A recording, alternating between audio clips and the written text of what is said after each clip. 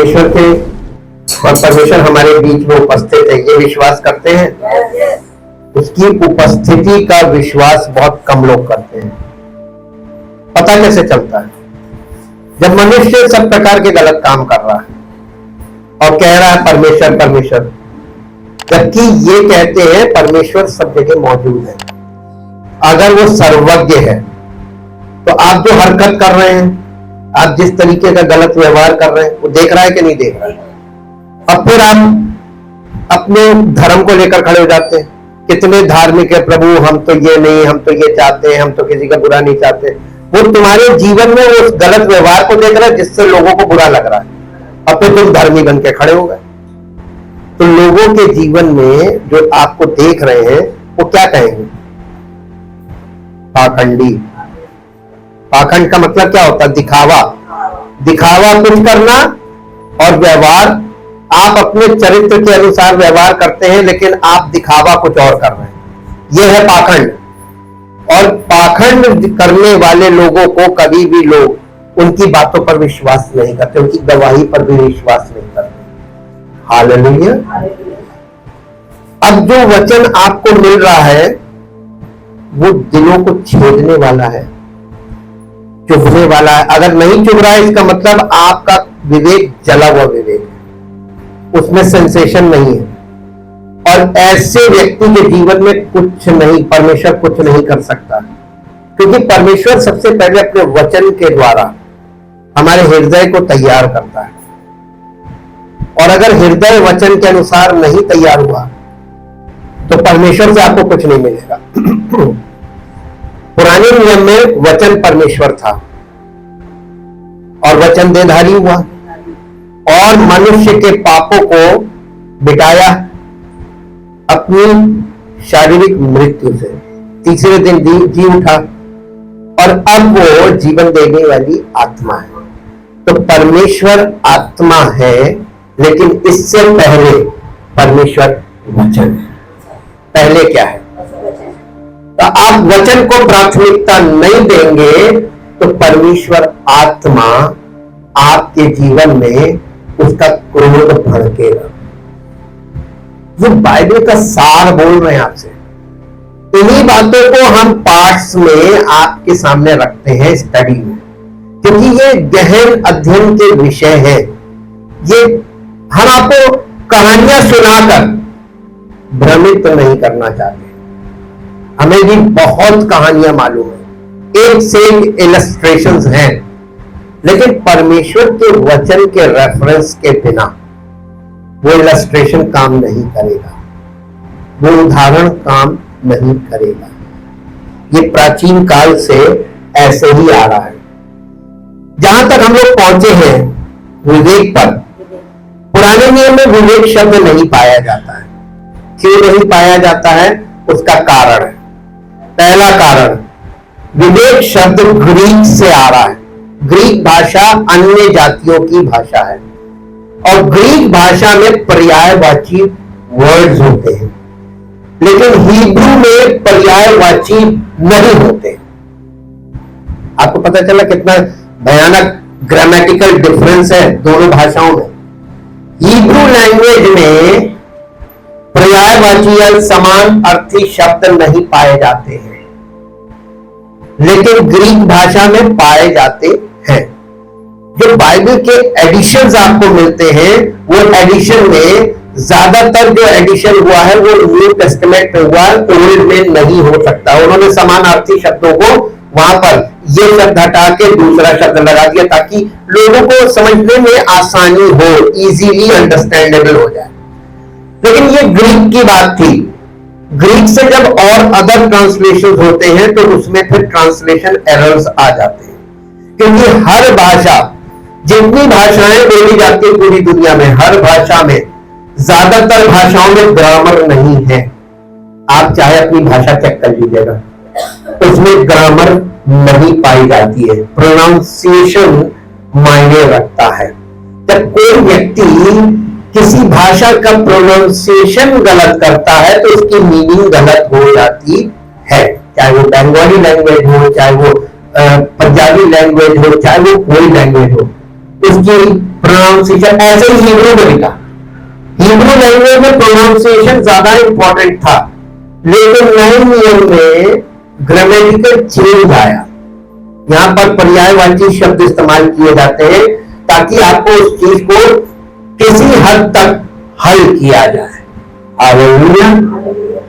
अब आप और हम मिलकर इसी दिशा में आगे बढ़ेंगे कि हम देखिए, हमारा लक्ष्य परमेश्वर के पास आने का, कलीसिया में आने का लक्ष्य क्या है, किस उद्देश्य से आए।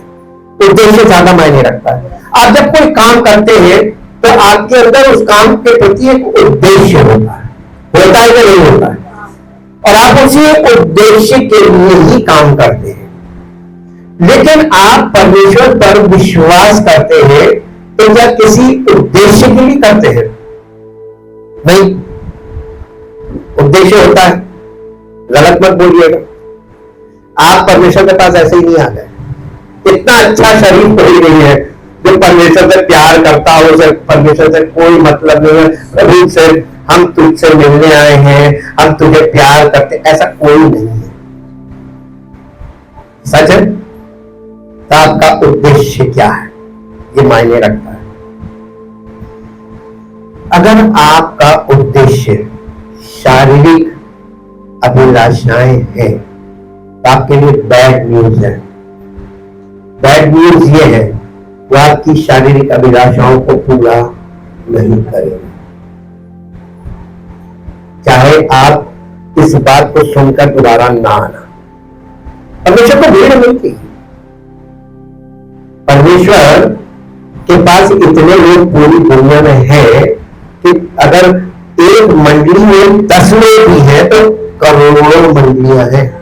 तो 10-10 करके उसके पास करोड़ों लोग हैं। उसके पास कमी नहीं, और वो किसी को धमकाकर और लालच देकर उसके उद्देश्य को बदलने के लिए प्रेरित नहीं करता है।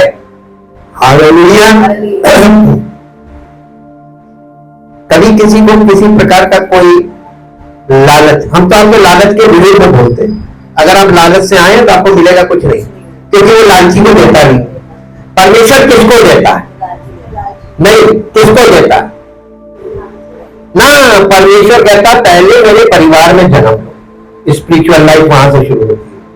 उसके बाद मेरे घर में, जब आपके घर में कोई बच्चा पैदा होता तो आपके घर का वारिस होता है कि नहीं होता?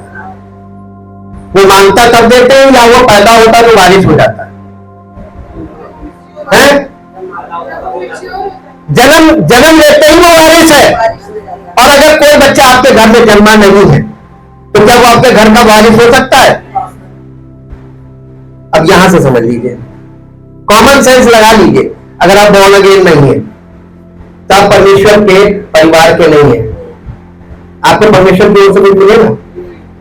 परमेश्वर सारी दुनिया का मालिक है, तो आपका मालिकाना हक कितना है?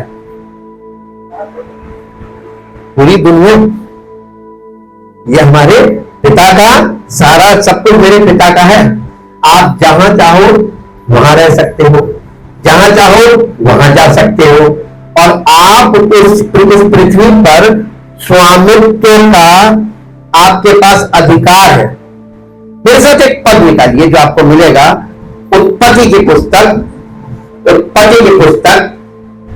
उसका पहला अध्याय, उसका 26 और 27 पद। उत्पत्ति पहला अध्याय 26। फिर परमेश्वर ने कहा, जब आप ये पढ़ते हैं, फिर परमेश्वर ने कहा, हम प्लूरल में बात कर, एलोहीम, हिब्रू में लिखा है, एल का मतलब होता है गॉड, एलोहीम का मतलब Father, sun and Holi Spirit, तो ये परमेश्वर। हम का मतलब ये है, एलोहीम का मतलब है God the Father, God the Son and God the Holy Spirit. तो ये परमेश्वर ने कहा आओ हम, तो ये हम पिता, पुत्र, पवित्र आत्मा के लिए है, एलोहीम है। और एलोहीम अगर कह रहा है कि आओ हम क्या करें, मनुष्य को अपने स्वरूप के अनुसार अपनी समानता में बनाए। अब ये बताइए, बनाने में वक्त लगता है कि नहीं लगता है? और बनाने के लिए औजार भी चाहिए होते हैं, और बनाने के लिए कारीगर भी चाहिए होता है। अब आप ये बताइए, जब परमेश्वर ये कह रहा है आओ हम, तो किससे कह रहा है ना? कहां उत्पत्ति में चेले और कलीसिया आ गई? इसीलिए कहते हैं कॉन्टेक्स्ट से बाहर आप चले जाते हैं एकदम बैठे बैठे।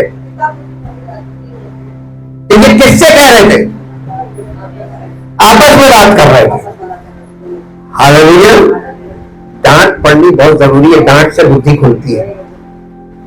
आपस में इन्होंने कहा, पिता पुत्र पवित्र आत्मा ने आपस में इस बात की सहमति की कि आओ हम मनुष्य को अपने समान और अपने स्वरूप में बनाएं, और वे समुद्र की मछलियों और आकाश के पक्षियों और घरेलू पशुओं और सारी पृथ्वी पर और सब रेंगने वाले जंतुओं पर जो पृथ्वी पर रेंगते हैं। काहे नहीं बनाया था? नहीं, काहे पे अधिकार रखने की? कॉन्टेक्स्ट से बाहर इतनी जल्दी हमें अब ये लगता है। आपको रोज जाता आप क्या सुनते होंगे और सुनकर क्या आपके समझ में आता होगा? कभी कभी बहुत अंदर से दिल दुखी होता है, यार इतना इजी तो कहीं भी नहीं बताया जा रहा है जितना इजी आप लोगों को बताया जा रहा है। लेकिन चूंकि डिस्ट्रैक्टेड माइंड है, आपका मन स्थिर नहीं है, आपका ध्यान नहीं लगता है, आपके मन में शारीरिक बातें खूब दिमाग में घूम रही है। इसकी आवाज, उसकी आवाज, वो ये कह रहा है, इसके बाद हमें ये करना है, हमें फिर ये करना, आज हमें ये करना, कल हमें ये करना, ये सब चल रहा है। यही सब डिस्ट्रैक्शंस हैं। जब आप परमेश्वर की उपस्थिति में घुसते हैं ना, ये परमेश्वर के वचन में लिखा हुआ है, आपको परमेश्वर से मुलाकात करनी आए तो परमेश्वर को केंद्रित हुई है, और उसकी उपस्थिति पर विश्वास करने वालों को तो बहुत केंद्रित रहना चाहिए कि हम उसकी प्रेजेंस में आए, वो उसका आत्मा हमसे कुछ हमारे भलाई के लिए कहेगा। जब आप समझेंगे नहीं तो आपको भलाई मिलेगी। उसने किस चीज पर अधिकार रखने के लिए बनाया? समुद्र की मछलियां, आकाश के पक्षी, यानी सारी सृष्टि पर अधिकार रखे। लास्ट में नीचे क्या लिखा है? और सारी पृथ्वी पर और सब रहने वाले जंतुओं पर जो पृथ्वी पर रहते हैं अधिकार रखे। आपको इस सृष्टि पर अधिकार रखने के लिए परमेश्वर कह रहा है। अभी देखिए, बनाया नहीं है, आपके दिमाग में ये जाता बना दिया। हम तो परमेश्वर की पुत्र हैं, हम परमेश्वर के बच्चे हैं।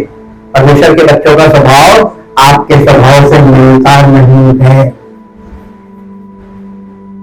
यही चीज आपको समझाना मांग रहे हैं। आप किसके बच्चे हैं? आपके चरित्र व्यवहार से आपको खुद मालूम हो जाना चाहिए कि आप किसके बच्चे हैं। क्या आप बता सकते हैं आप किसके बच्चे हैं? नहीं बता पाएंगे। आपका चरित्र किसके समान है? यीशु मसीह के समान है या शैतान के समान है? तो आप किसके बच्चे हुए? क्या आप ये कैसे कह देते कि आप परमेश्वर की संतान? परमेश्वर की संतान वो हो ही नहीं सकता जिसे परमेश्वर ने अपने समान बनाया नहीं, और जिसे बनाया वही परमेश्वर की संतान हो सकता है। हालेलुया। नई में बना रहा है कलीसिया में, लेकिन यहां पर अभी प्लानिंग हुई। उन्होंने, परमेश्वर ने कहा आओ हम, यानी पिता पुत्र और पवित्र आत्मा ने आपस में ये बात तय की कि आओ हम कौन? पिता पुत्र पवित्र आत्मा।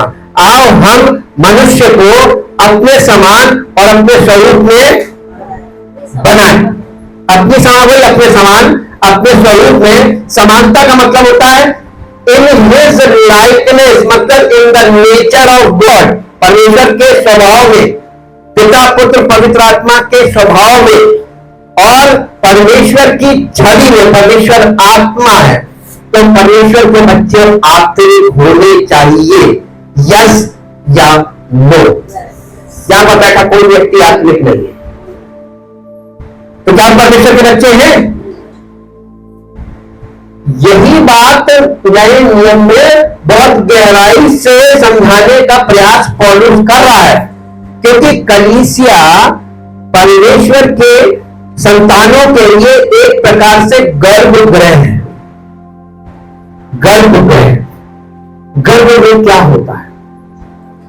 बच्चे का डेवलपमेंट होता है, उत्पन्न होने से पहले डेवलपमेंट होता है।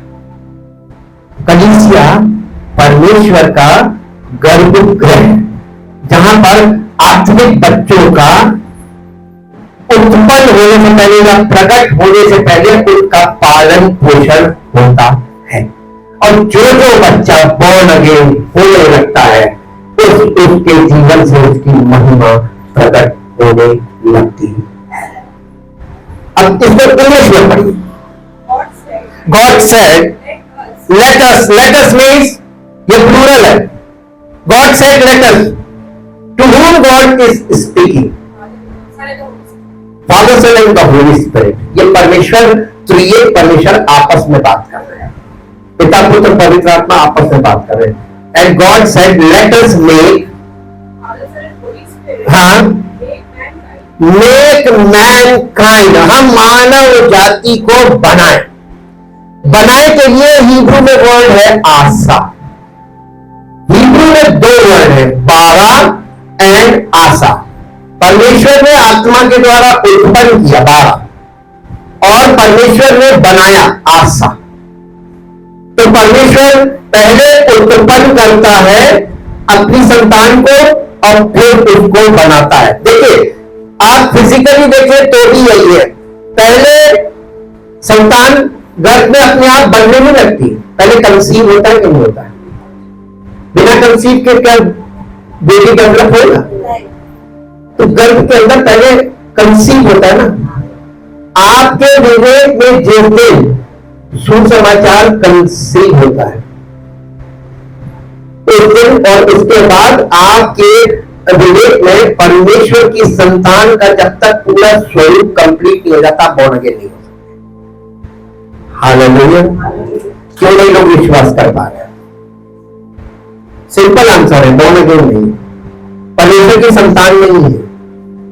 अभी तो आप गर्भगृह में हैं और परमेश्वर का आत्मा, पिता पुत्र पवित्र आत्मा हमको बना है।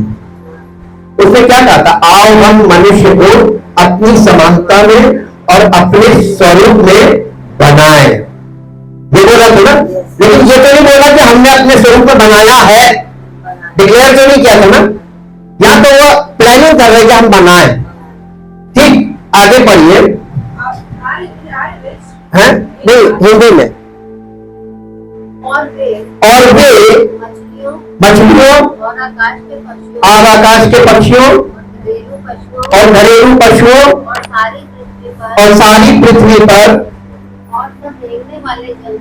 और सब रेंगने वाले जंतुओं पर जो पृथ्वी पर रेंगते हैं अधिकार रखे। परमेश्वर ने मनुष्य को बनाने से पहले उसके लिए ये निर्धारित किया था कि वो क्यों बना रहा, मनुष्य को क्यों बना रहा था?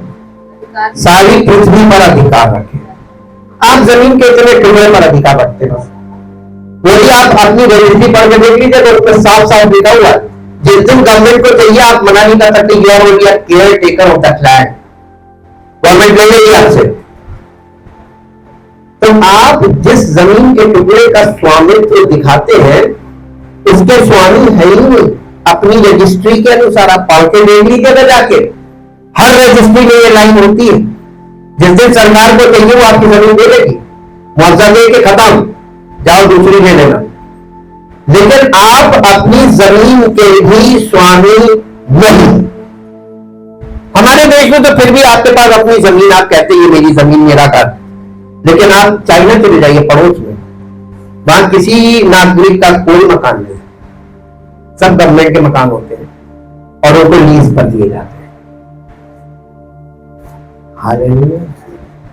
आप दुनिया से तो कट ऑफ हैं, आइसोलेटेड इन योर माइंड, मेरी दुनिया, मेरा घर, मेरे पैसे, मेरे घर, मेरा परिवार, मेरे पैसे, इससे आगे आप निकले ही नहीं, कुएं का मेंढक।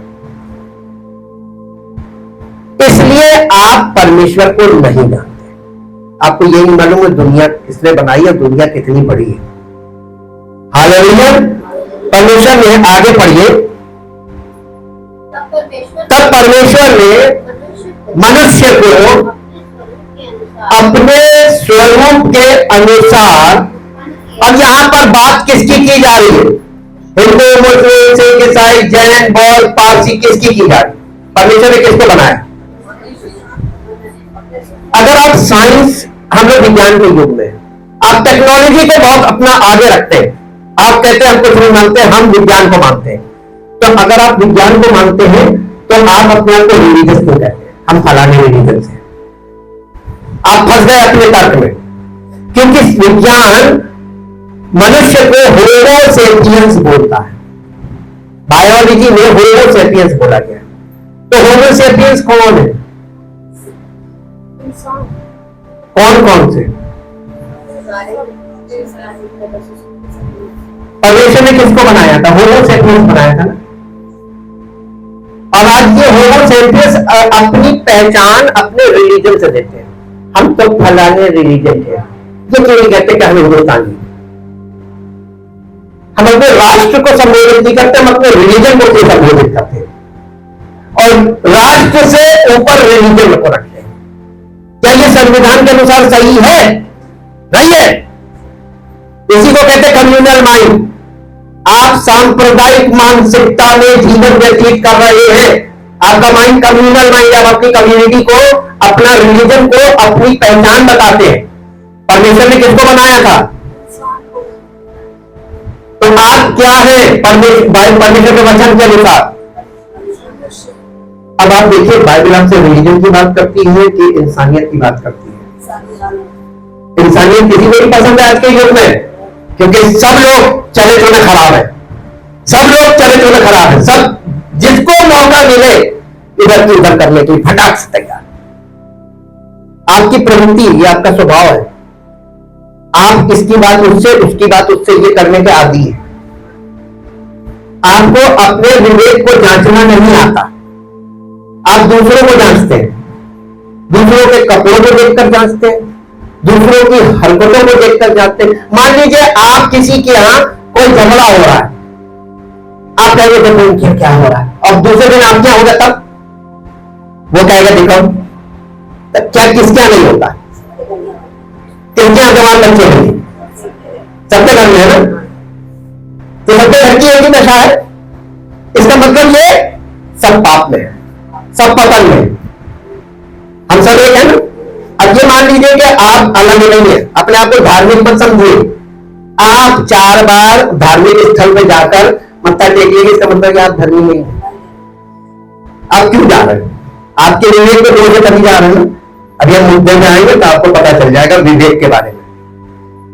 यहां पे आप जब देख रहे हैं कि परमेश्वर ने कहा आओ हम मनुष्य को अपने समान अपने स्वरूप में बनाए, तो परमेश्वर प्लानिंग कर रहा था। और परमेश्वर में वहां पर कौन कौन था? पिता, पुत्र और पवित्र आत्मा। इसका मतलब यह कि मनुष्य को बनाने में कौन कौन काम करता है? कलीसिया में कौन काम करता है? हमें बनाने में, नई सृष्टि बनाने में पिता, पुत्र। और आप किसके विरोध में हैं? बोलिए बोलिए, नहीं फिर से बोलिए पूरा। आप किसके विरोध में जीवन व्यतीत कर रहे हैं? माफी है। कब तक उसका विरोध करोगे? कब तक विरोध करोगे? तुम्हारी असली पहचान परमेश्वर तुमको बता रहा वचन कि तुमको परमेश्वर ने क्या बनाया था और तुम आज क्या हो।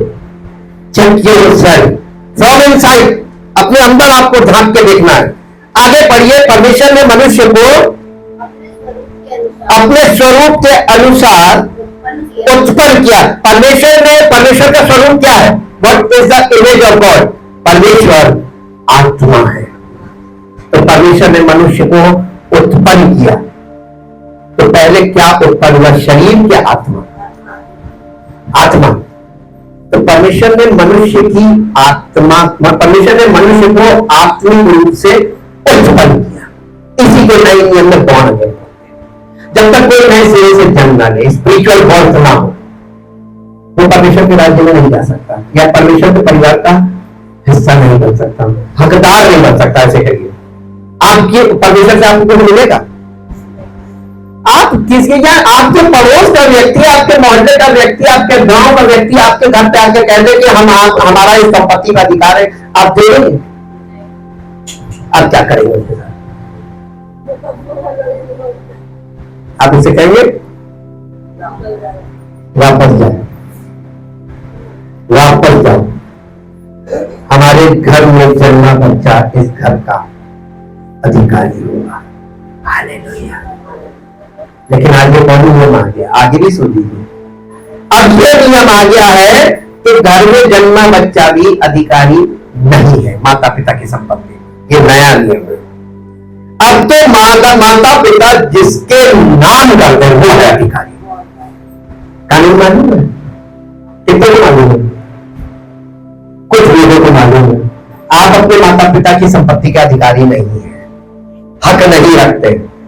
आप उनकी सेवा करेंगे तेरे ध्यान से। ये गवर्नमेंट ने इसीलिए रखा है, मालूम है? एक अनुभव मिला सालों तक। बच्चे माता पिता से संपत्ति लिखवा लेते हैं, भावनात्मक तरीके से प्रेशराइज करके, प्रताड़ित करके, किसी भी तरीके से वो संपत्ति निकालते, उनको घर से निकाल देते, वो ढोंग भर गए। तब सरकार चेती, ये क्या हो रहा है? तब कानून में बदलाव आया, और वो बदलाव ये है कि आप अपने माता पिता की संपत्ति के अधिकारी नहीं हैं।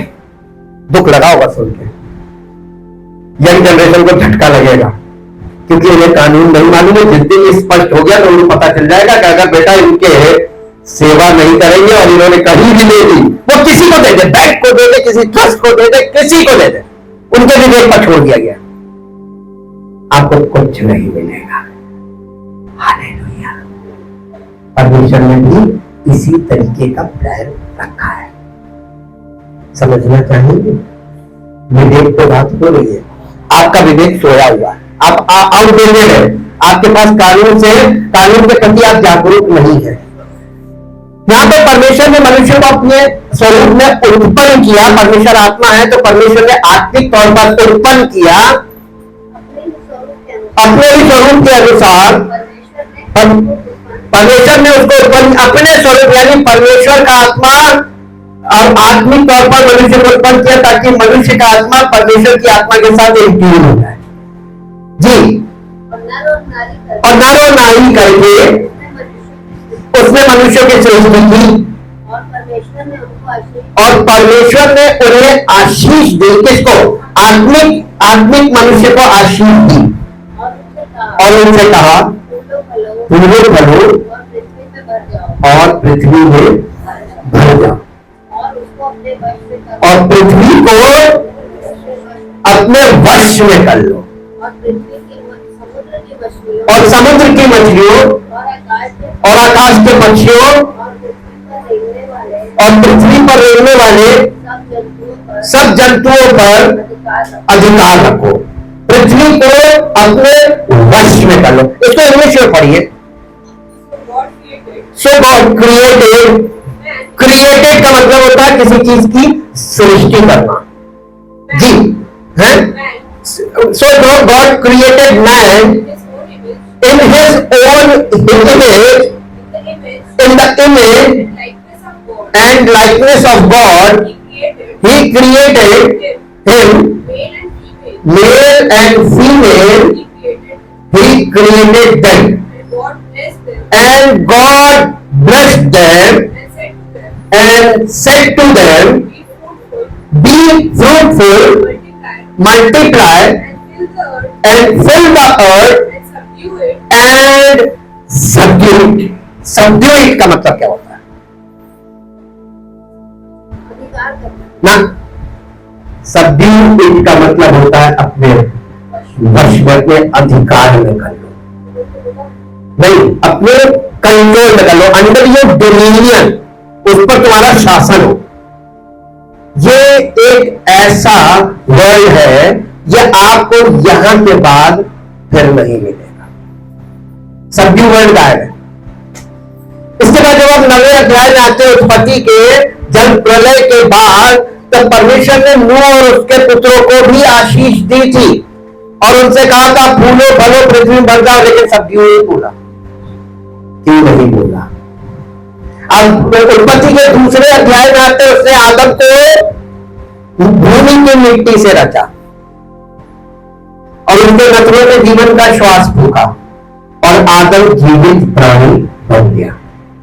तो परमेश्वर ने दूसरे अध्याय में किसको बनाया था? यहां बनाया हाथ से। किसको बनाया? कितना सोच है भैया। ये जैसे इससे अच्छे अनएजुकेटेड लोग होते हैं मालूम है, वो चटाचट बोलते क्योंकि वो अपडेटेड रहते हैं वचन से। आदम को बनाया। अब आप फिर पीछे जाके देखिए तो वो आत्मा में उत्पन्न किया तो वो कौन था? तो कौन था?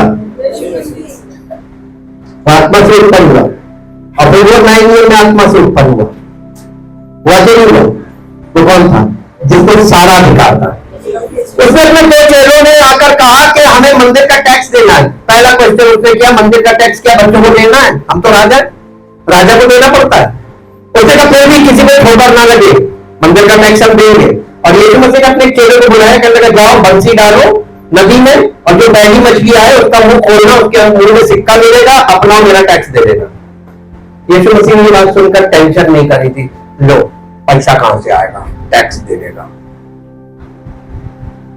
आप लोग के साथ क्या होता है? यीशु मसीह पर अधिकार था ना, समुद्र की मछलियों पर अधिकार था। वो एक बार नाव में जा रहा था, तूफान आया, यीशु मसीह सो रहा था नाव में। तूफान आया, चेलों की तो हालत खराब हो गई। चेलों ने उसको डर के मारे जगाया, कहने लगा वो हम तो मरे जा रहे, डूबे जा रहे, हमें बचा। उसने पहले तो चेलों को डांटा, अल्प विश्वासियों, और उसके बाद आंधी और पानी को भी डांट दिया, शांत हो गया। अधिकार था कि नहीं था? ये अधिकार आदम के किसी संतान के पास है? फिर भी आप विश्वास नहीं करते कि प्रभु यीशु मसीह कौन है। और परमेश्वर हमें उसी के स्वरूप में बनाना मांगता है। कलीसिया की स्थापना इसीलिए की। ये धर्म स्थान नहीं है, ये जन्म स्थान है। नए सिरे से जन्म का स्थान है, ये धर्म स्थान नहीं है। धार्मिक मानसिकता से बाहर निकल आइए, इसलिए क्योंकि परमेश्वर आपको वो जीवन देना चाहता है जैसा उसके पुत्र का था, जैसा उसके चेलों का था, वैसा जीवन, अधिकार से भरा जीवन। आप लिखा है कि विश्वास करने वालों में ये चिन्ह होंगे कि वे बीमारों पर हाथ रखेंगे वो चंगे हो जाएंगे। ये वाला अधिकार देना मांगता है। क्या लेना मांगते हैं? अधिकार पक्का? उपाय बताएं। आपको परमेश्वर के परिवार में जन्म लेना पड़ेगा। यहीं से शुरू होगी कहानी। हालेलुया। अब मेरे साथ नए नियम में आ जाइए। ये तो भूमिका थी जी जी। God said let us. हाँ, इसमें साफ लिखा हुआ है लेट अस। अस का मतलब आओ हम। गॉड जब कह रहा आओ हम, उसमें मनुष्य नहीं है। तो ये किससे कह रहा है? Father sun and Holi spirit. ये त्रिएकता की एकता है, इसीलिए त्रिएक परमेश्वर है। और फिर आगे आके हम कहते हैं कि इसने यीशु मसीह को बनाया। हाँ, यीशु मसीह और संत दोनों देखिए उसने पुत्र में, कलीसिया में उस नर और नारी को आत्मिक जन्म से फिर से सृजन कर रहा है कि नहीं कर रहा है, ये उसकी जनरेशन को बता रहा। उसने उन्हें नर और नारी करके बनाया, और नर और नारी का मतलब मेल और फीमेल। और वो आत्मा में, कलीसिया में आत्मिक तौर पर मेल और फीमेल दोनों को परमेश्वर के पुत्र के स्वरूप में रच रहा है कि नहीं रच रहा है? उसी की समानता में, उसी के स्वरूप में, स्पिरिचुअल बॉर्न अगेन से। और आपको परमेश्वर के स्वभाव में परिवर्तित करने का काम हो रहा है कि नहीं हो रहा, ताकि यीशु मसीह के द्वारा ये सब लोग, यीशु मसीह के, यानी वो राजा है और ये सब उसका वो पहलौठा है, ये सब उसके बात के बच्चे हैं, इनसे पृथ्वी भर जाए। हालेलुया। अब समझ में आया? इसीलिए उस पर मैंने ज्यादा जोर नहीं डाला, क्योंकि वो फ्यूचर प्लानिंग में परमेश्वर स्पिरिचुअली कलीसिया में जो करेगा उसकी प्लानिंग लिखी हुई है। और ये परमेश्वर स्पिरिचुअल प्लानिंग पहले रख के, हमने आपको बहुत पहले बताया था कि परमेश्वर ने मनुष्य को बनाने से पहले व्यवस्था बना ली थी। सृष्टि के समय, सृष्टि से भी पहले व्यवस्था बन गई थी, यानी तौरेत पहले बन गई थी। क्यों बन गई थी? मतलब ये होगा, आप लोग नहीं पहुंच पाएंगे वहां तक। परमेश्वर को ये मालूम था कि मनुष्य का पतन होगा। क्यों मालूम था? कन्फर्म था। मालूम कैसे? क्योंकि परमेश्वर ने शैतान को गिरा दिया था और उसे मालूम था इसका पतन हुआ है और ये मनुष्य को पतन में खींचेगा। इसलिए मनुष्य के पतन के बाद की योजना परमेश्वर ने पहले से ही रच ली थी। रचयिता है वो, और उससे पंजा मत लड़ाओ। जितनी जिद करके जितना लंबा समय खींचोगे वो तुम्हारे लिए ही भारी पड़ेगा। आशीष आज से मिलने लगे। जैसे आप बॉर्न अगेन होते हैं, आशीष के कंट्रोल में आ जाते हैं, आशीष के जोन में आ जाते हैं। लेकिन जब तक आप बॉर्न अगेन नहीं होते, आप मालूम है लालसा करते, ये मिल जाए, ये मिल जाए, ये मिल जाए, हमारे साथ ऐसा हो जाए, हमारे साथ ये, और लालसा करते पाते नहीं, क्योंकि बुरे उद्देश्य से मांगते। ये फिजिकल मैन की स्टेटस है। अब मेरे साथ नए नियम में आ जाइए।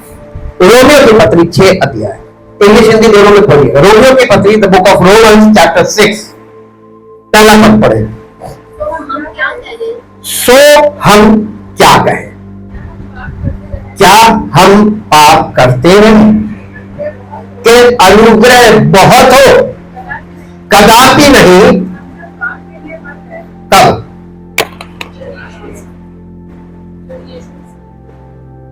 यहां पर पाप मालूम है, यहां पे पाप क्रिया नहीं है, वर्ग नहीं है। यहां पे जब लिखा है जब हम पाप के लिए मर गए, तो यहां पे पाप जो है वो नाउन है, संज्ञा। संज्ञा का मतलब व्यक्ति, पापी है ना। जब हम पाप के लिए मर गए तो फिर आगे को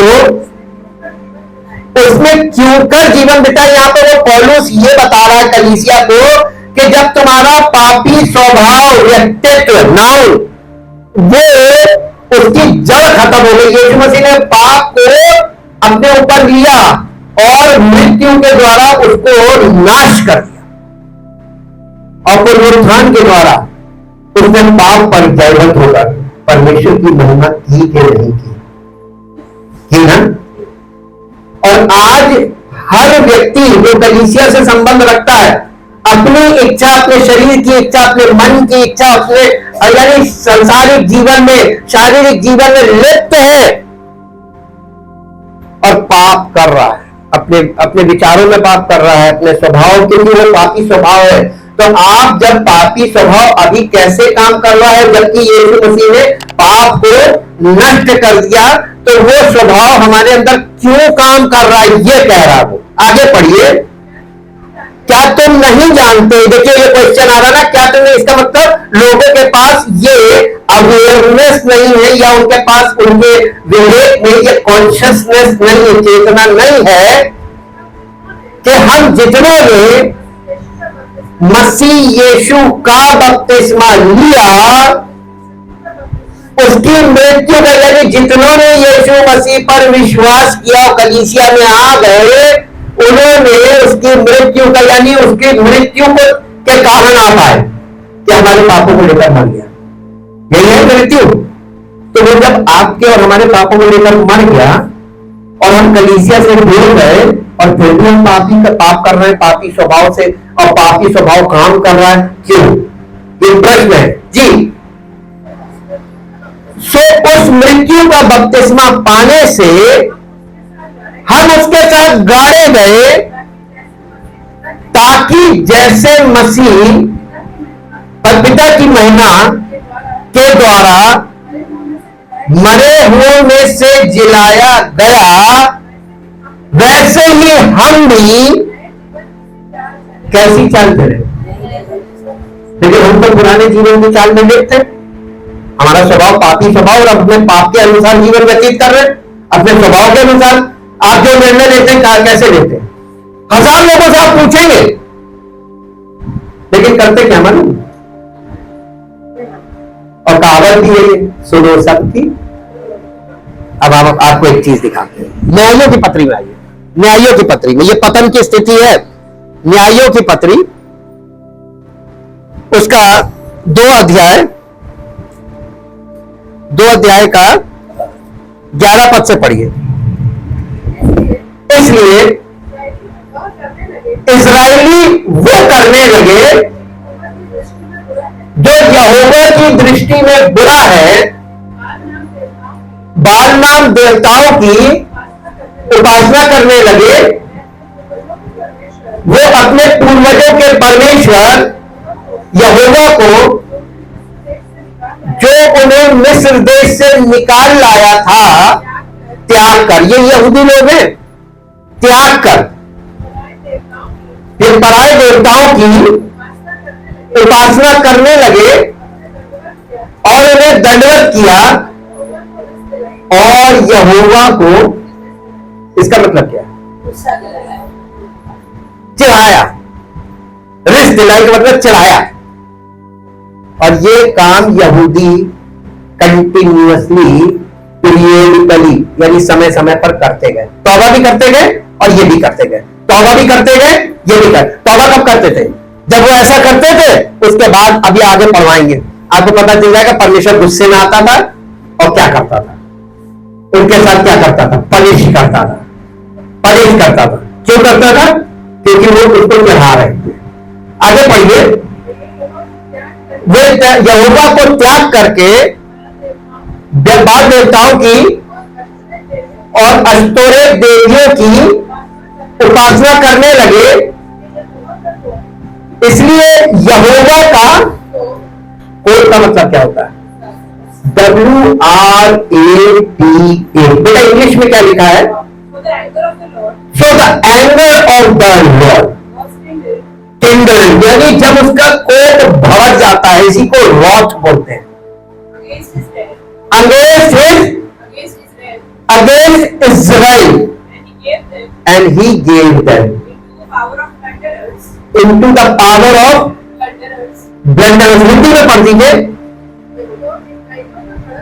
कोप इस्राएलियों पर भड़क उठा और उसने, किसने? परमेश्वर ने उनको, जोर से बोलिए, आपको किसके हाथ में रखा हुआ है? वकील तो लूटने वाला, डॉक्टर तो लूटने वाला। आप कहां से बचोगे?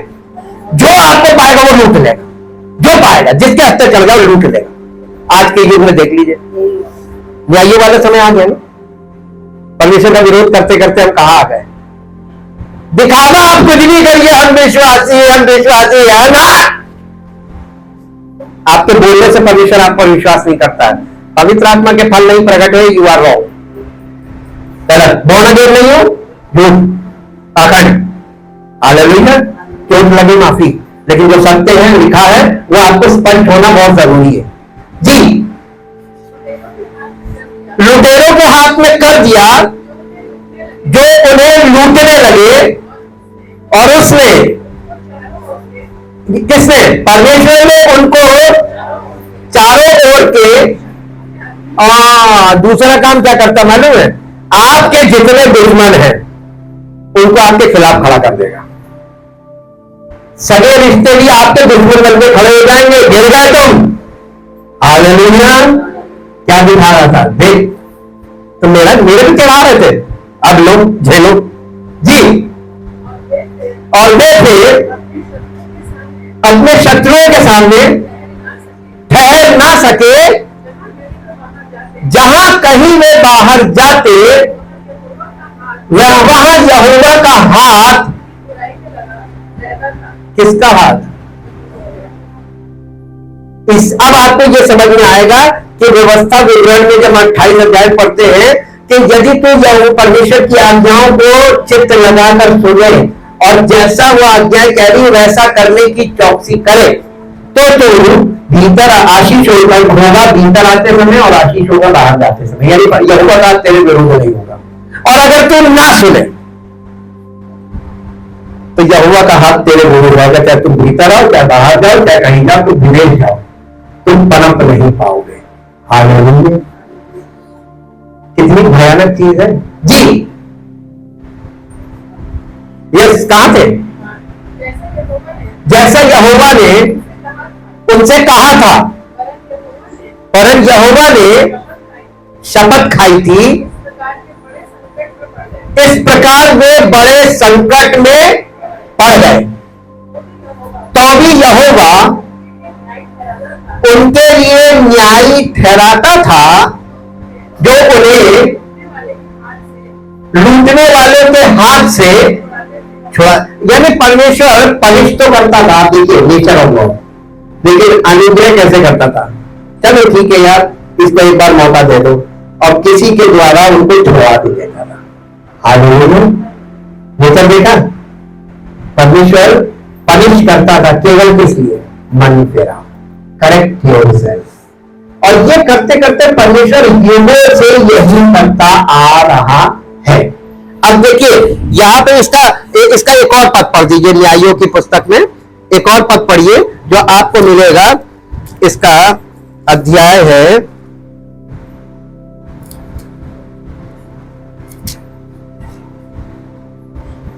33, यानी इसका चैप्टर है 8 अध्याय का 33 पद। 8 अध्याय का 33 पद। गिदोन के मरते ही इजरायली फिर गए और व्याभिचारणी किनाई बाल देवताओं के पीछे हो लिए और बाल बलि को अपना देवता मान लिए। कब? किसके? एक न्यायी ठहराया था गिदोन। ढेर सारे न्यायी, इसमें बहुत पढ़ लीजिएगा, पूरी पुस्तक 24 अध्याय है। और इसमें वो परमेश्वर जब जब न्यायी ठहराता था, ये उसके सुनते थे, थोड़े दिन के लिए सही हो जाते, जल्दी वो मरता था, फिर वही अपने मन की करने लगते थे। इसका निचोड़ किताब का लास्ट अर्थ, एकदम लास्ट वर्स पढ़िए जो आपको मिलेगी 21 अध्याय 25 वर्स, लास्ट है, आखिरी पद। उन दिनों में इस्राएलियों का कोई राजा नहीं था जिसको जो ठीक समझ में आता था वही वो करता था। आज बताइए, आज क्या कर रहे हैं लोग? सब अपने मन में रह रहे हैं, जिसको जो समझ में आ रहा है वो कर रहा हो रहा है ना। इसका हल क्या होगा? ये तो नुकसानदेह है हमारे लिए। अब आपने ये चीज देखिए, अब मेरे साथ आ जाइए इब्रानियों की पत्री में। इब्रानियों की पत्री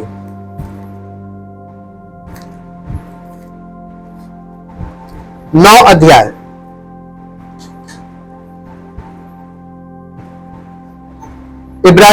इब्रानियों की पत्री उसका 9 अध्याय और 9 अध्याय का 11 पद से पढ़िए।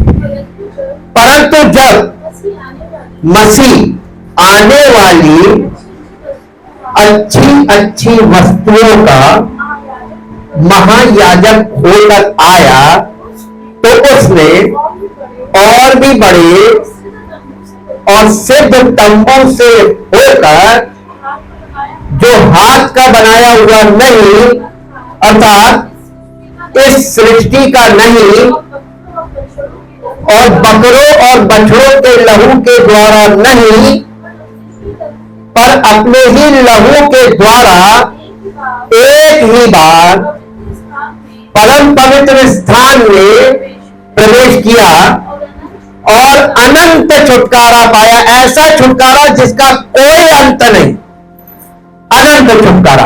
आप ऐसा छुटकारा पाना चाहेंगे? हमेशा का छुटकारा, आप इसको एक शब्द में कह सकते हैं, हमेशा का छुटकारा, परमानेंट छुटकारा। कितने लोग पाना चाहते हैं? ये कैसे मिलेगा? गुड न्यूज है, लेकिन मिलेगा कैसे? आपको जब ये पता चलता है कि आप सरकार ने एक योजना निकाली है, बहुत ध्यान से सुनिएगा, उसमें शर्तें लागू होती हैं, उसका एक तरीका होता है, कौन लोग उस शर्त योजना में लाभ उठा सकते हैं। सबको लाभ नहीं मिलता, उसमें एक कैटेगरी होती है। हालेलुया, परमेश्वर ने भी छुटकारा रखा। लेकिन गुड न्यूज क्या मालूम है? परमेश्वर ने किसी को इसमें यानी रोका नहीं है, जो कोई चाहे ये छुटकारा ले सकता है। Hallelujah, good news. सरकार की तरह नहीं कि इनकी उम्र निकल गई, इनकी ये पात्र नहीं है और ये आरक्षण में नहीं आते इसलिए इनको, ऐसा नहीं, परमेश्वर ऐसे नहीं करता। परमेश्वर पक्षपात नहीं करता है, तो वो योजना सबके लिए है। अब आप कहें कि हम तो फलाने रिलीजन के हैं, हम तो फलाने रिलीजन के हैं, ये आप जमीनी बात कर रहे हैं। आप परमेश्वर के नजरिए से देखिए, आप क्या है? आदम की संतान, नूह की संतान है कि नहीं? तो हमारा मूल तो एक ही है। हम आदम की संतान होने के कारण पापी और पतन में हैं, तो हम अपनी आइडेंटिटी को रिलीजन में छिपाकर चेंज कर सकते हैं। बताइए, आपके पाप धुल जाएंगे? तो रिलीजन से फिर आपको मिला क्या? हालेलुया। लेकिन प्रभु से आपको मिलेगा। अब मेरे साथ आइए मुद्दे की बात पे, क्योंकि अब मुद्दा आ गया ना। गलातियों की पत्री ये थोड़ा टुकड़ों में अलग अलग है। पौलुस ने जानबूझ के ऐसा रखा है ताकि पवित्र आत्मा के द्वारा ही ये बातें समझी जाएं। गलातियों 3 अध्याय और उसका 15 पद से पढ़िए। हे भाइयों, मैं मनुष्य की रीति पर कहता हूं कि मनुष्य की वाचा यानी वसीयत, जी वाचा भी जो पक्की हो जाती है, ना कोई उसे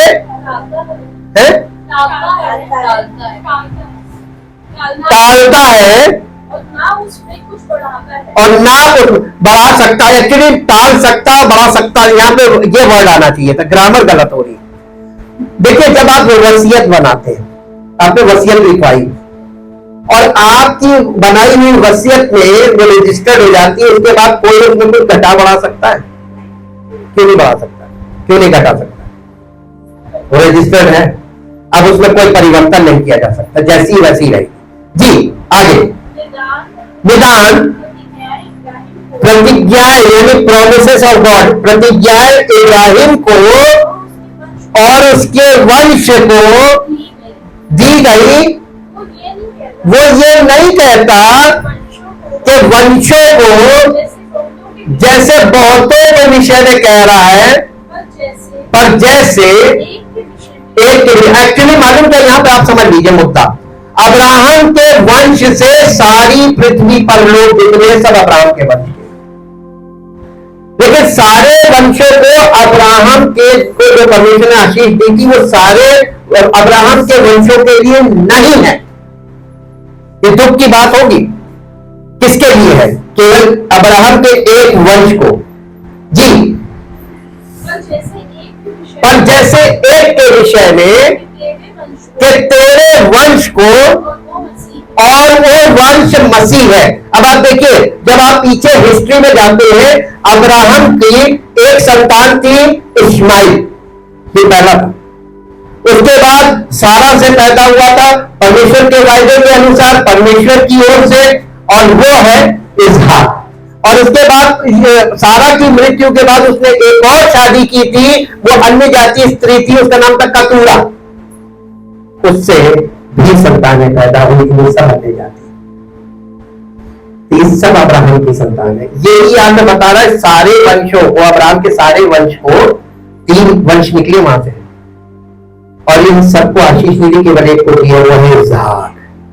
और इसहाक, आप जब यीशु मसीह की जीनियोलॉजी देखेंगे तो उसमें इसहाक है। जी, और वो ये कहता है कि जो वाचा परमेश्वर ने पहले से पक्की की थी, उसको व्यवस्था, देखिए व्यवस्था कितने साल बाद आई थी? 400 वर्ष के बाद व्यवस्था आई थी, या 430 वर्ष इसलिए क्योंकि जब ये पत्री लिखी जा रही थी उस समय 30 वर्ष और हो गए थे, इसलिए वहां पर 430 वर्ष लिखा गया। यानी व्यवस्था जो थी, परमेश्वर ने अब्राहम से कहा था कि तेरे वंश के लोग 400 साल तक मिस्र में गुलामी में रहेंगे, पढ़ के देख लीजिएगा, और फिर मैं उनको छुड़ाऊंगा और जब परमेश्वर ने मिस्र से उनको निकाल कर लाल समुद्र पार करा के जंगल के मार्ग में, तब व्यवस्था आई थी ना 430 वर्ष बाद। ये जो व्यवस्था है, ये मूसा की व्यवस्था की बात कर रहा है। 430 वर्ष बाद आकर व्यवस्था अब्राहम को जो परमेश्वर ने प्रतिज्ञाएं दी थी, प्रोमिसेस दिए थे इसहाक के द्वारा, यानी मसीह के द्वारा जो प्राप्त होने वाली थी, उनको व्यवस्था टाल नहीं सकती। जी आगे, क्योंकि यदि मीरास व्यवस्था से मिली है तो फिर प्रतिज्ञा से नहीं मिली है। परंतु परमेश्वर ने अब्राहम को प्रतिज्ञा के द्वारा मीरास दे दी, हक दे दिया। और वो प्रतिज्ञा किसके लिए थी? यीशु मसीह के लिए। मसीह के द्वारा समस्त पृथ्वी के सब लोगों को परमेश्वर अपने बच्चे मान लेगा, ये है मीरास। और जितने यीशु मसीह पर विश्वास करेंगे वो सब परमेश्वर के बच्चे बन जाएंगे। हालेलुया। ये बात आज तक समझ में नहीं आई होगी, बुद्धि खोलने वाली बातें हैं। आगे पढ़िए। तब फिर व्यवस्था क्यों दी गई? वो तो अपराधों के कारण बाद में, बिल्कुल सही लिखा है। वो इसहाक के बाद, इसहाक के दो बच्चे थे ना, एक था बड़े वाले का क्या नाम था, मैंने बहुत, एसाव और याकूब। इसके बाद व्यवस्था, इनसे 12 गोत्र निकले और फिर व्यवस्था आ गई थी, क्योंकि सब अनियंत्रित हो गए थे, परमेश्वर से दूर हो गए थे। तब फिर परमेश्वर ने इनको जब मिस्र से निकाला था, उन्हें नई सृष्टि बनाने के लिए लेके जा रहा था, तब आपने पूरा स्टडी किया हुआ है कि इन्होंने कैसे कैसे हरकत की थी, परमेश्वर के साथ कितना बुरा व्यवहार किया था। ये सब बातें यहाँ पे कंक्लूड कर रहा है पौलुस, कह रहा फिर व्यवस्था क्यों नहीं, वो तो बाद में दी गई थी उनके अपराधों के कारण। आगे के उस वंश के आने तक रहे जिसको प्रतिज्ञा दी गई थी, और वो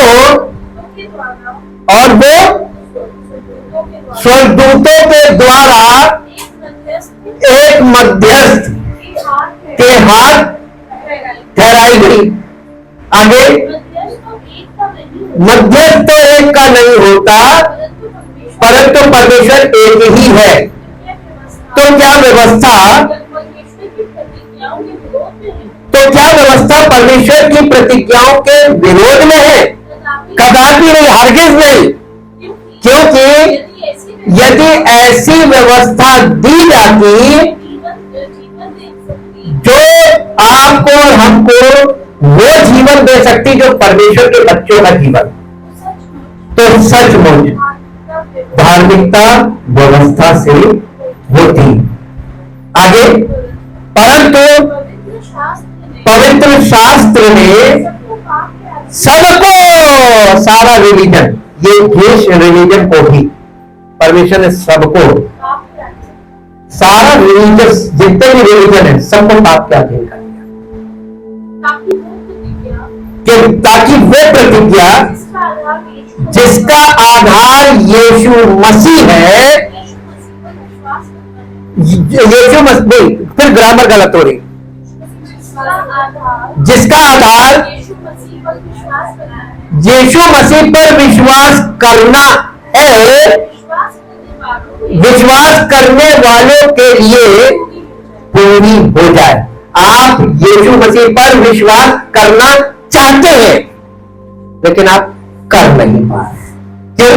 क्योंकि आप बोर्न अगेन नहीं हुए हैं, आप अपने फिजिकल नेचर के कारण नहीं कर पा रहे। अब हम आपको एक चीज बताते हैं, मेरे साथ उत्पत्ति में आए थे। जो मुख्य मुद्दा है वो यहां से क्लियर होगा। हमारा मेन टॉपिक क्या चल रहा है, किसी को मालूम है? नई सृष्टि और पुरानी सृष्टि, इसी के अंतर्गत हम लोग स्टडी कर रहे हैं। इसमें देखिए 11 पद पढ़िए, पहले अध्याय का 11 पद। फिर परमेश्वर ने कहा, पृथ्वी से हरी घास तथा बीज वाले छोटे छोटे पेड़ और फलदायी वृक्ष भी, जिनके बीज उन्हीं में एक एक की जाति के अनुसार होते हैं, पृथ्वी पर उगे, और वैसे ही हो गया। तो परमेश्वर ने जो सृष्टि बनाई उसमें रिप्रोडक्शन पावर काम करती है कि नहीं? पहली बात करती है ना। लेकिन ये reproduction power according two is own kind he reproduce करती है। फॉर एग्जाम्पल, अगर आम का पेड़ है, आम का बीज बोएंगे तो आम का ही पेड़ उगेगा, सेब का नहीं उगेगा। और सेब का पेड़ है, सेब का बीज बोएंगे तो सेब का पेड़। लेकिन आम के किस जाति का बीज आपने बोया है, आम की उसी जाति का पेड़ उगेगा। ये कभी नहीं ध्यान दिया। और सेब की जिस जाति का, ये प्रजाति होती है एक्चुअली, वही बीज उगेगा। अब आप एक बात बताइए कि आप और हम परमेश्वर के संतान कैसे बन सकते हैं? हम तो प्रजातियों में फिजिकली डिवाइडेड है ना भाई। कोई किसी रिलीजन में पैदा हो रहा, किसी रिलीजन पर, जिस रिलीजन के परिवार में पैदा हो रहा वो उस रिलीजन में आ रहा है, प्रजाति नहीं। तो आदम की प्रजातियां बन गई, जैसे सृष्टि में पेड़ों की होती है। अब ये प्रजातियों में सारी प्रजातियों को आप देखें तो सब तो है आदम की संतान, मूल तो वही है। तो सब पापी और पतित है कि नहीं? तो कोई रिलीजियस हो नहीं सकता, और रिलीजन के द्वारा धोखे में है कि नहीं है? सब धोखे में। अब आप देखिए यहां पर यही बात बताई जा रही है। अब मेरे साथ एक पद यहां पर निकालिए, आपको समझ में आ जाएगा। पहला पत्रस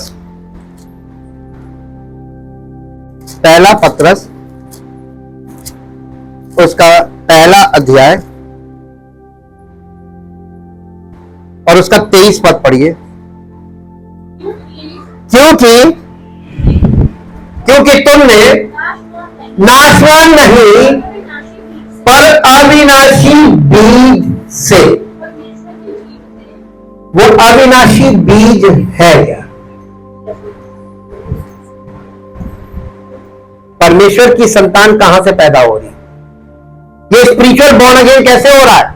हम तो फिजिकली हैं, तो हम फिजिकल पहचान अपनी बताते हैं, फलाने रिलीजन से हैं, हम फलानी जगह रहते हैं, हमारा फलाना नाम है, हमारे दादा का नाम, पापा का नाम से, ये ऐसे आप फैमिली ट्री खड़ा कर देते हैं। और अब आगे अगर मैं बिल्कुल सही दिखाया तो हम पेड़ ही दिखाए थे, दो, एक ट्री आदम और हवा जिसका फल खाया था, और हम सब आदम हवा की संतान है। कौन सी ट्री से आ रहे हैं? भले बुरे के ज्ञान के वृक्ष से। दूसरा पेड़ था, बाइबल में गायब हो गया, फिर प्रकाशित वाक्य में प्रकट हो गया। वो पेड़ कौन सा है? जीवन का वृक्ष। अब जीवन के वृक्ष के लिए सब ब्लाइंड है, सब डेड है, और जीवन का वृक्ष है कौन? आ गया समझ में? प्रभु यीशु मसीह। तो जीवन के वृक्ष का बीज कहां है? अब उसको पढ़ लीजिए, यहां पर आपको मिलेगा। क्योंकि तुमने नाशवान नहीं पर अविनाशी बीज से परमेश्वर के जीवते और सदा ठहरने वाले वचन के द्वारा आपको बॉर्न अगेन कैसे हो गया?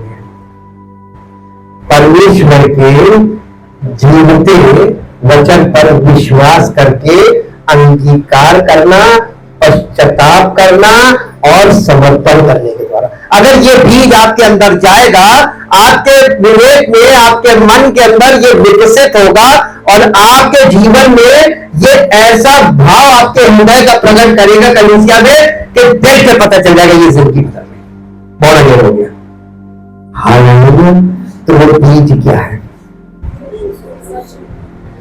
बीज तो वचन। यीशु मसीह कितना अच्छा स्पष्ट, और कितने समय से हम आपके सामने रखते जा रहे हैं रिपीटेडली, अलग अलग टॉपिक्स के द्वारा आपको बताया जा रहा। क्यों नहीं रहेंगे? सब फिजिकल माइंड में बैठे हुए। पश्चाताप किया? एक्सेप्ट नहीं किया, इसलिए पश्चाताप नहीं। परमेश्वरीय भक्ति का शोध ऐसा पश्चाताप उत्पन्न करता है जिसका परिणाम उद्धार होता है। उद्धार चाहिए? पश्चाताप के बिना नहीं मिलेगा। और पश्चाताप कैसे आएगा? परमेश्वर के वचन को सुनकर। देखिए, जो पुराने नियम में आप देखते हैं, जब आप पुराने नियम पढ़ते भ्रमित मत होइए। पुराने नियम में जो वायदे हैं वो वायदे इजराइलियों के लिए थे, हम लोगों के लिए नहीं थे। और पुराने नियम में जो व्यवस्था के द्वारा धार्मिकता थी वो प्रदर्शन आधारित धार्मिकता थी, और आज रिलीजन में वही धार्मिकता काम करती है, प्रदर्शन आधारित। एक से एक प्रदर्शन, हमसे अच्छा गीत उसने गाया, उससे अच्छा गीत उसने गाया। गीत और संगीत को लेकर भक्ति प्रदर्शन, प्रचार को लेकर भक्ति प्रदर्शन, प्रार्थना को लेकर भक्ति प्रदर्शन। ये भक्ति का जो प्रदर्शन हो रहा है, प्रदर्शन आधारित भक्ति, ये व्यवस्था की भक्ति है और ये शारीरिक भक्ति है, और इसमें प्रदर्शन होता है शारीरिक प्रदर्शन। आप स्वभाव से कौन सी भक्ति करते हैं? नहीं है। तभी तो यीशु मसीह ने बेंच मार्क बनाया, उसने कहा जब तक तुम्हारी धार्मिकता शास्त्रियों और फरीसियों की धार्मिकता से बढ़कर नहीं होगी, तुम स्वर्ग राज्य में प्रवेश नहीं करोगे। कौन से लोगों ने ठोकर खा ली होगी? हम तो इतनी मेहनत करके यहां तक पहुंचे थे भक्ति में, इतनी मुश्किल तो मशहूर हुए, यहां तो इसने चढ़ी काट दी। हालेलुया। वो प्रदर्शन आधारित भक्ति थी, लेकिन नए नियम में जो भक्ति है, नए नियम की जो धार्मिकता है, वो विश्वास पर आधारित है। हालेलुया। अब विश्वास का प्रदर्शन नहीं किया जा सकता।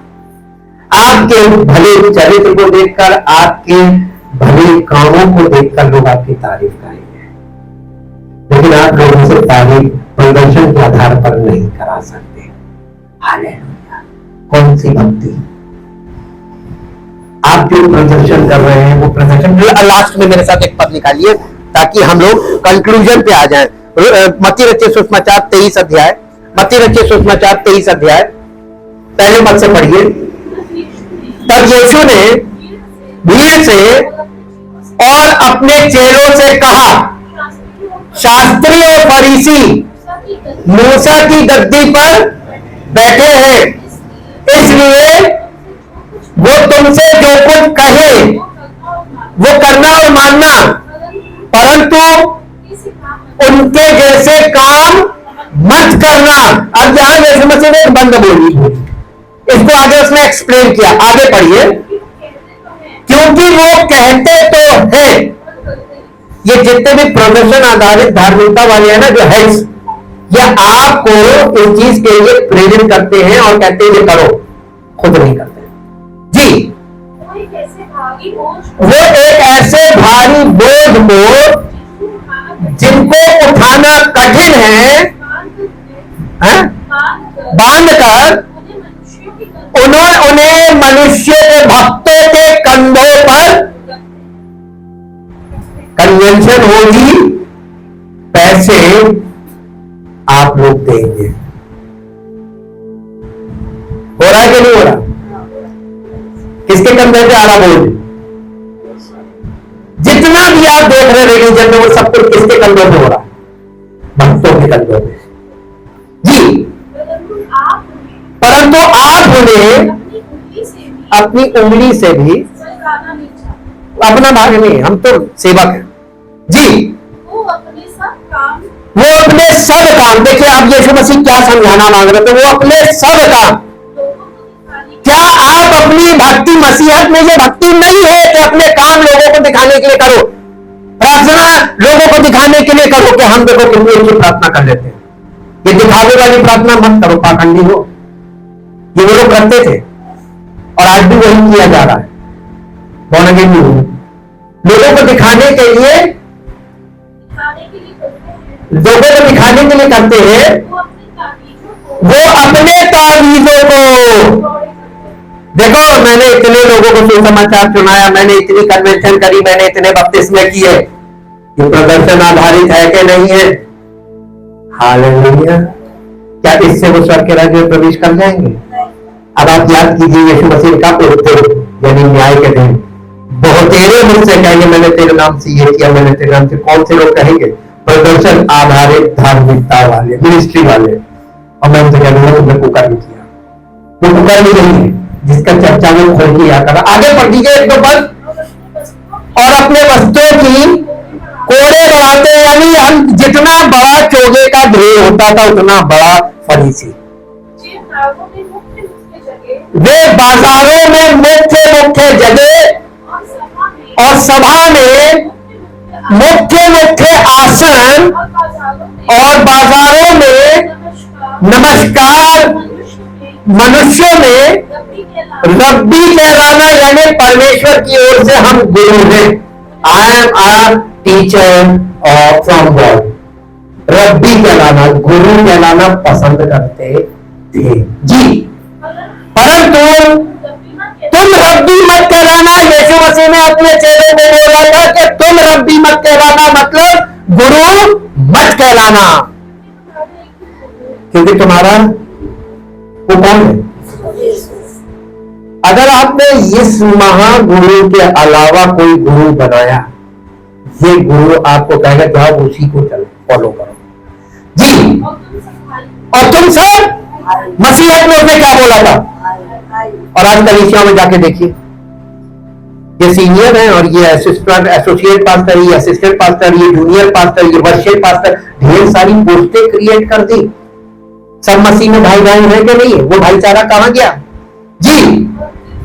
और पृथ्वी पर किसी को अपना पिता मत कहना, क्योंकि स्पिरिचुअली तुम किसी को अपना बाप मत कहना।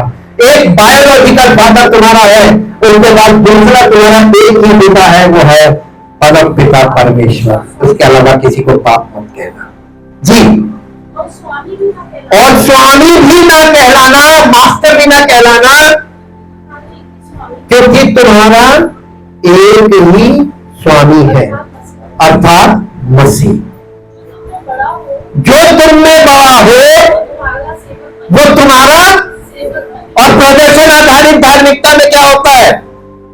जो बड़ा हो छोटा उसकी सेवा करे। बताइए आपने आज तक क्या देखा? आपने ये कभी देखा नहीं? आपने यीशु मसीह को नहीं देखा? वो अपने चेलों के पैर धोना से क्या देखा रहा था? संदेश दे रहा था ना कि मैं परमेश्वर की ओर से गुरु होकर आया हूं, जरूर मैं उद्धार करता हूं, मैं परमेश्वर का पुत्र हूं, लेकिन मैंने अपने आप को इतना दीन करके तुम्हें ये नमूना दिया है कि तुम में जो बड़ा हो अपने अपने लोगों के पैर धोए, उनके सामने दीन बन जाए, वो सर्वोच्च किया जाएगा नए नियम के अनुसार। क्या आप ऊंचा बनना चाहते हैं यीशु मसीह की तरह? बुरा ख्याल नहीं है, इसी के लिए तो उसने बुलाया है, लेकिन करना क्या होगा? दीन बनो। धन्य है वे जो मन के दीन है, क्योंकि स्वर्ग का राज्य उन्हीं का है। आज आप सुना, आपको हम अवसर देते हैं कि आज आप अपने हृदय में दीनता को धारण करें और अपने आप को पापी मानकर अंगीकार करें। प्रभु मुझसे बड़ा पापी कोई नहीं, मुझ पर दया कीजिए। आपका वचन हमारे हृदय में कार्य करे ताकि हम नए सिरे से उत्पन्न हो। आप उसके सामने आज गिड़गिड़ाइए, उससे कहिए, वो आपकी आवाज को सुनेगा। वो पक्षपात नहीं करता है और वो आपके जीवन में अद्भुत आश्चर्य करेगा, और वो ये कि आपको अपने परिवार में उत्पन्न करेगा। क्या आप करना चाहते हैं? अपने स्थान पर खड़े हो जाए। Thank you, thank you, thank you, thank you, thank you, thank you Jesus. पिता परमेश्वर, हम लोग लगातार आपके पवित्र वचन को सुनते जा रहे हैं, लेकिन प्रभु आपके वचन में लिखा है कि आपका वचन कभी इफेक्टलेस नहीं होता है। वो वचन जैसे आकाश से वर्षा और हिम गिरते हैं, वो वैसे ही वापस नहीं लौट जाते, बल्कि वो पृथ्वी को उपजाऊ बनाते हैं और पृथ्वी पर जल सप्लाई करते हैं नदियों के द्वारा। प्रभु आपका वचन ठीक वैसे ही है। जब वो लगातार हमारे हृदय पर पड़ता है, वो हमारे हृदय रूपी भूमि को मुलायम करता है बारिश की तरह, और हमारे अंदर परमेश्वर का वचन रूपी बीज मुलायम हृदय में अंदर जाता है और वो हमें परमेश्वर के परिवार में उत्पन्न कर देता है। आज आपसे निवेदन करते हैं परमपिता परमेश्वर, यहाँ पर मौजूद हर एक व्यक्ति ने आपके वचन को लगभग समझा है कि किस प्रकार हम परमेश्वर के परिवार में जुड़ सकते हैं और जन्म लेकर उसमें शामिल हो सकते हैं, परमेश्वर के उत्तराधिकारी बन सकते हैं। आपसे आज निवेदन करते हैं परमपिता परमेश्वर, आपके वचनों के आधार पर, आपके प्रतिज्ञाओं के आधार पर, कि प्रभु हम सब लोग पापी हैं, पापी थे और पापी हैं, और हमारे अंदर पापी स्वभाव है, हम पतित मानव हैं, लेकिन प्रभु आपके वचन के आधार पर हम आपसे दया चाहते हैं, आपसे आपका अनुग्रह चाहते हैं। आज हर एक जिंदगी पर प्रभु आपकी पवित्र आत्मा की सामर्थ्य के द्वारा अद्भुत आश्चर्य कर्म हो कि ये सब वचन के सुनने वाले, इस कलीसिया से जुड़े हुए सब विश्वासियों का जीवन नई सृष्टि बनकर आपकी महिमा के लिए तैयार हो सके, और इन सब की जिंदगी और इनके परिवार और इनके बच्चों के द्वारा आपकी महिमा प्रकट हो, ताकि प्रभु हम सब विश्वासी प्रत्यक्ष प्रमाण के तौर पर इस पृथ्वी पर आपकी महिमा के बर्तन के रूप में दिखाई दे। पवित्र आत्मा के फलों के प्रकटीकरण के द्वारा हमारा जीवन सिद्ध हो, ताकि सारी महिमा आपको मिले और आप हम सब विश्वासियों की जिंदगी के द्वारा, हमारे परिवारों के द्वारा महिमान्वित प्रभु इस पृथ्वी पर हो, ताकि आपका नाम महिमा पाए और सारी महिमा आप ही को मिले, क्योंकि सब कुछ के करने वाले आप हैं। आपके वचन को आदर देते हैं, इन सब के दिलों में ये वचन काम करे, और जब ये अकेले में हो, ये वचन इनके हृदय में इनसे बात करे, और ये व्यक्तिगत तौर पर हर एक मनुष्य के विवेक को और इनके हृदय को परमेश्वर प्रभु यीशु मसीह की ओर मोड़कर उसे पश्चाताप के लिए तैयार कर सके, ताकि सारी महिमा आपको मिले। धन्यवाद के साथ इस प्रार्थना को जीवित परमेश्वर के इकलौते पुत्र प्रभु यीशु मसीह के नाम से मांगते हैं, आमीन।